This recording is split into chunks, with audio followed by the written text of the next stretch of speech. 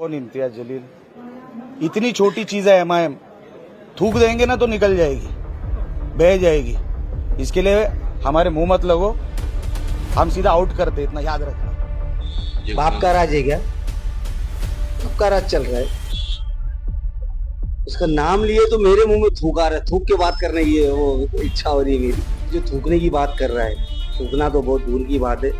MIM वाले सिर्फ थूकेंगे तो ये नीतीश और नीलेश दोनों उड़ के चले जाएंगे कि मस्जिद में घुस के कोई बंदा आके, और जो मस्जिद में घुस के मारता है ना, वो ना हिंदू होता है ना मुसलमान होता है, वो राक्षस होता है, राक्षस। निलेश राणे यांनी असं वक्तव्य केलंय की एमआयएम हा पक्ष केवढा आहे, थुंकलं की वाहून जाईल. काय तुमची प्रतिक्रिया? उसका नाम लिए तो मेरे मुंह में थूक आ रहा है। थूक के बात करने की वो इच्छा हो रही है मेरी।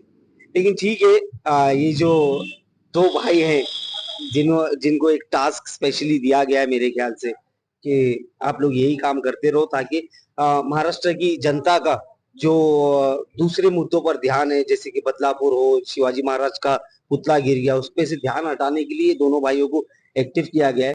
लेकिन आज जो नीलेश राणे ने बोला है उसमें मैं बस यही बोलना चाहूंगा कि सबसे पहला कसूर आज उस जिसकी कोई लायकी नहीं है, आज उसने ये इतनी बड़ी बात किया है। ये जो थूकने की बात कर रहा है, थूकना तो बहुत दूर की बात है। एमआईएम वाले सिर्फ थूकेंगे तो ये नीतीश और नीलेश दोनों उड़ के चले जाएंगे। तो वो अफसोस की बात ये है कि ये लोग जो वातावरण महाराष्ट्र भर में फैला रहे हैं आने वाले इलेक्शन को लेकर, ये एक्सेप्टेबल नहीं है।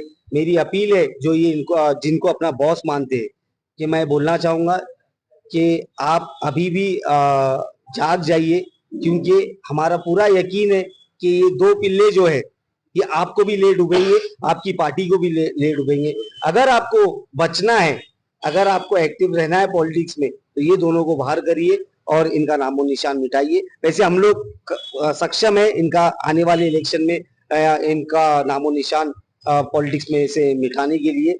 और मैं ओपन चैलेंज आज नीलेश राणे को ये कर रहा हूँ जो थूकने की बात कर रहा है कि अगर तू अपने आप को इतना ही ताकतवर समझता है और अपने थूक में इतनी ताकत समझता है, तो फारूक शाब्दी ने आज ये सोच दिया है कि वो बैरिस्टर असदुद्दीन ओवैसी साहब और इम्तियाज जलील साहब से ये बात करेगा और मांग करेगा, रिक्वेस्ट करेगा उनको कि जहां से नीलेश राणे इलेक्शन लड़ रहा है, आमदारगी का अगर लड़ रहा है, वहां से मुझे टिकट दे।